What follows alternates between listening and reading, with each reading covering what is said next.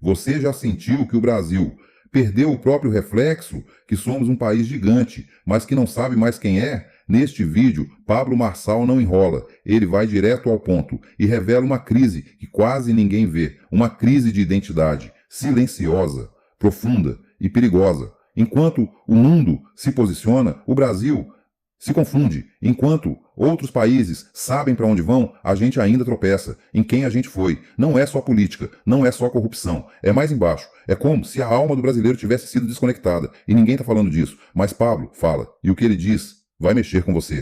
Não vai mudar um país em menos de 50 anos. Por quê? Os esquerdistas, eles ficam querendo mudar toda a legislação, né? Vamos autorizar aborto, vamos todo mundo usar droga, vamos... Eles estão fazendo isso, sim ou não?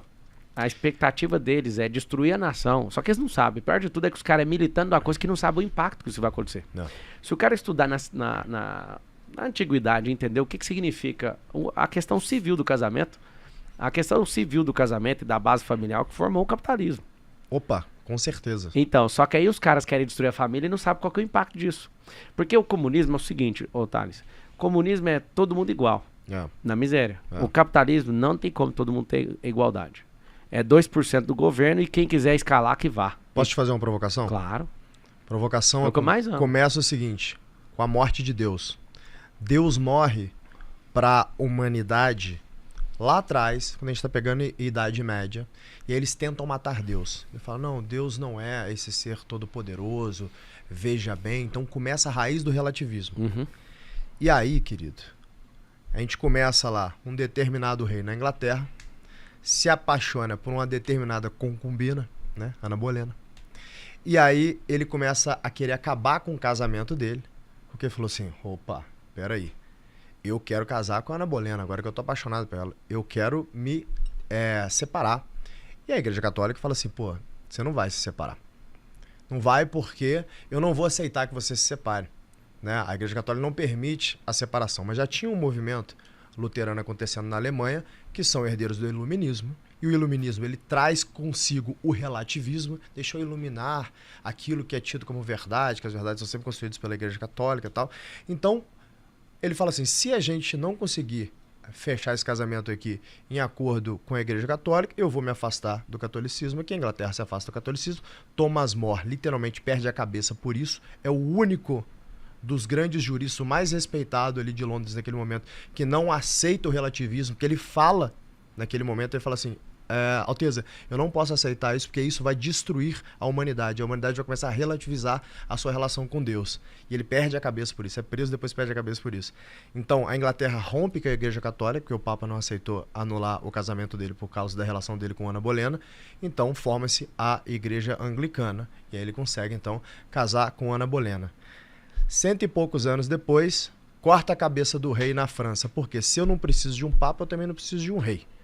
E aí, o que acontece 100 e poucos anos depois? Todo mundo é igual, né? Então, não preciso de um rei porque todo mundo pode ser poderoso igual. Então, peraí. Eu não preciso de nada, na verdade. Não preciso nem de um produtor de capital. Porque todo mundo é igual. Começa um movimento comunista, né? Você não acha que tem um pouco dessa deturpação da verdade do relativismo intimamente ligado com a perda da relação com a Igreja Católica? Com a Igreja, e antes da Igreja existia o pacto que Deus fez com Adão. Existe a palavra, antes do judaísmo existir, existiu Adão e existiu a relação dele com Deus. Em Gênesis 1:26 está escrito assim, façamos o homem a nossa imagem e semelhança e governe ele sobre os animais do céu, da terra e da água. E que ele se junte com a sua mulher e se multiplique e seja fecundo sobre a terra e se espalhe sobre toda a terra. Certo. Esse é o recado de Gênesis 1. Certo. Isso é identidade. Quando você fala sobre a morte, você começou muito bem aí, a relação com o belo é desconectar de Deus na arte, né, no contexto geral, cultural, perfeito, música e tudo. Arquitetura? Tudo. As pessoas não entendem, elas pensam só nelas. Quando eu tomo uma decisão de reformar uma casa, eu penso na minha família e na próxima família. Eu de verdade penso nisso. Eu odeio fazer um trem pela metade e depois alguém me xingar no futuro falando fez pela metade. Eu odeio. Não, você não vai achar isso meu. Essa geração descartável é uma geração que não respeita relacionamento, não respeita Deus. E um cara que conseguiu potencializar isso bastante é Charles Darwin. Darwin, ele tinha um bloqueio de paternidade, aí esse bloqueio levou a um bloqueio com Deus, ele virou um cara que era o assassino de Deus na época dele. Um grande cientista, trouxe grandes contribuições para nós. Mas o problema emocional dele não resolvido gerou uma catástrofe.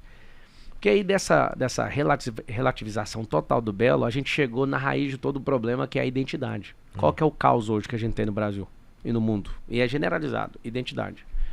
Por que você chama de identidade o caos? Porque é a base de qualquer ser humano, é saber a sua própria identidade. Se eu pegar aqui o iPhone agora e desligar esse iPhone aqui, ó. Vou desligar esse iPhone, em 2 segundos ele desliga. Certo. Vou ligar ele agora. Vou segurar o botão aqui. A primeira coisa que aparece no iPhone, qualquer aparelho que liga, é a identidade. Não. O ser humano esqueceu a sua. O Charles, qual que foi a contribuição que ele trouxe? Ainda nem ligou. A contribuição que ele trouxe é que a gente é prima ancestral de um macaco. Aqui, ó, identidade. Não. Tá checando a primeira coisa. E o ser humano esqueceu disso. O ser humano acredita em tudo, menos que ele é imagem e semelhança do Criador.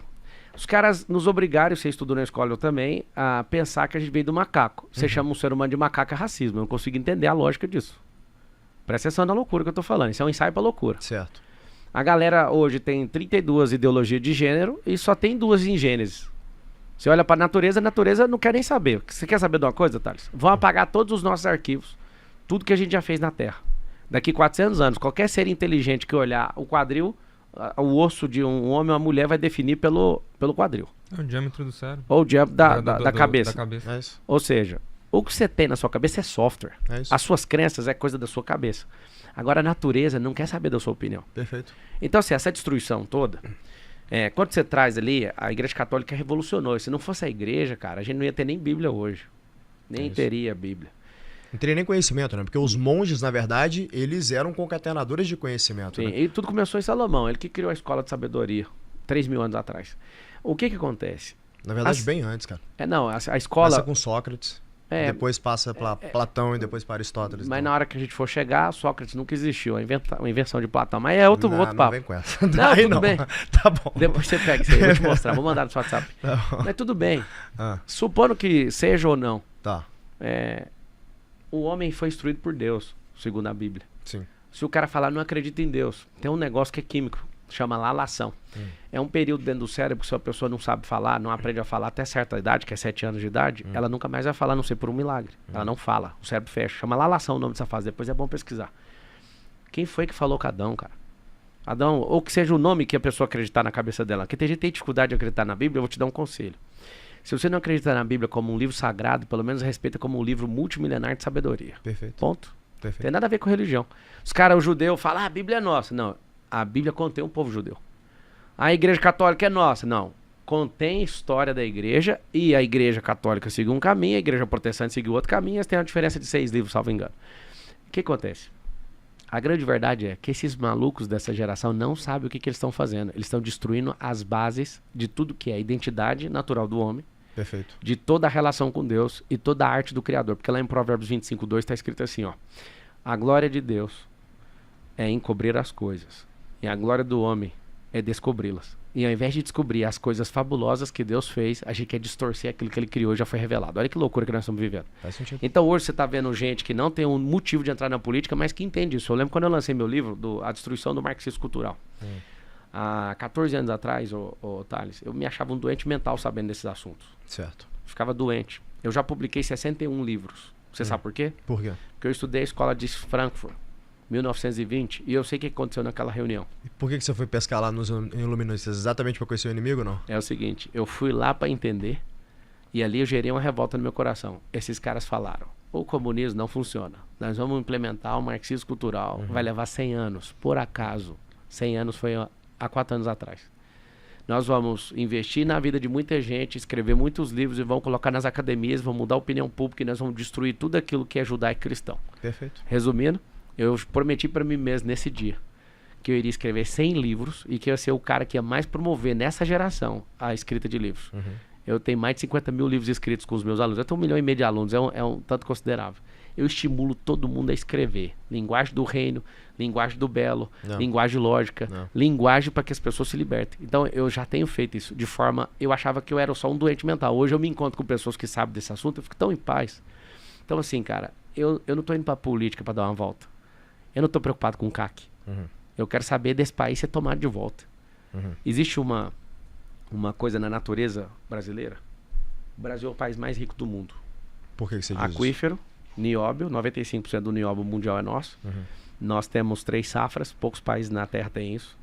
Nós não temos intempéries aqui, a gente não tem neve, a gente não tem nada que atrapalhe esse país. Opa, tem sim. Um congresso. O congresso não atrapalha, cara. O que atrapalha não é... posso falar que eu vou preso. Não é a instituição. O que atrapalha é a... Deixa eu ver o que eu vou falar. Não é a instituição, mas é verdade. Não é a instituição, cara. Mas eu sou são jurista peças... e falo, é muito bom, muito bom. São peças sim. que complicam ali dentro. Vamos lá. Porque a instituição nada mais é do que o conjunto das peças, né? Então vamos lá. Não, é porque a instituição, com a mentalidade de X, por exemplo, se alguém puxar muito para um lado, a instituição vai puxar o contrário. Então vamos lá. O problema do país chama mentalidade. Nós pisamos no solo mais rico do mundo, mas a nossa mentalidade é a mais miserável de todas. Eu acho que você já viu uma vez alguém explicando sobre IDP, Índice de Distância de Poder, lembra disso? Já. O Brasil é o que tem o maior índice de distância do poder. O que é isso? O americano está de um lado, que tem o menor índice de distância do poder, e a gente está do outro.